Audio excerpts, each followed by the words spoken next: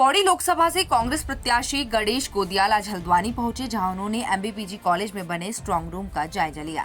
गणेश गोदियाल ने सीसीटीवी के साथ ही स्ट्रांग रूम की सुरक्षा व्यवस्था को भी देखा। उन्होंने सवाल उठाते हुए कहा कि आखिर स्ट्रांग रूम के बिल्डिंग के बाहर क्यों सुरक्षा व्यवस्था नहीं की गई है और प्रत्याशी के प्रतिनिधियों के भी स्ट्रांग रूम के बाहर रहने की व्यवस्था की जाए। गोदियाल ने कहा कि उत्तराखंड की जनता ने इस बार बदलाव के लिए मतदान किया है और भाजपा के नेता लोगों की भावनाओं को नहीं समझ पाए। केंद्र और राज्य सरकार गणेश गोदियाल को पौड़ी से नहीं जीतने देना चाहती थी, जिसके लिए उन्होंने पूरी कोशिश की, लेकिन गढ़वाल की जनता उनके साथ थी और इस बार उत्तराखंड में कांग्रेस बहुत मजबूती से चुनाव लड़ी है, जिसके नतीजे 4 जून को सामने आएंगे।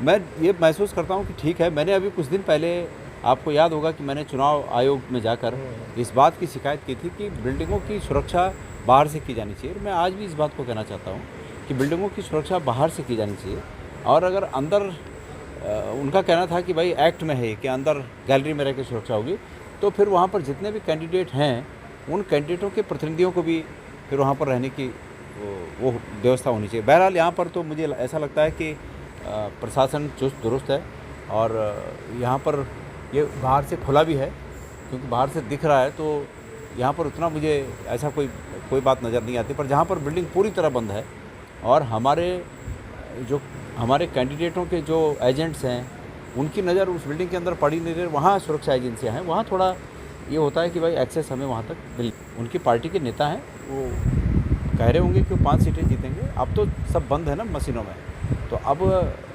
ये कहना कि मैं ही जीत रहा हूँ, इसके लिए 4 तारीख का इंतज़ार करना पड़ेगा। जहाँ तक मेरा अपना प्रश्न है, मुझे पूरी उम्मीद है कि यहाँ पर उत्तराखंड की जनता ने इस समय बदलाव के लिए वोटिंग की है और जो ये बीजेपी ये मान रही थी कि बहुत सॉफ्ट पिच है, बहुत आसान पिच है, चुनाव जब सामने आया तो बहुत खुरदरी उन्हें पिच लगी।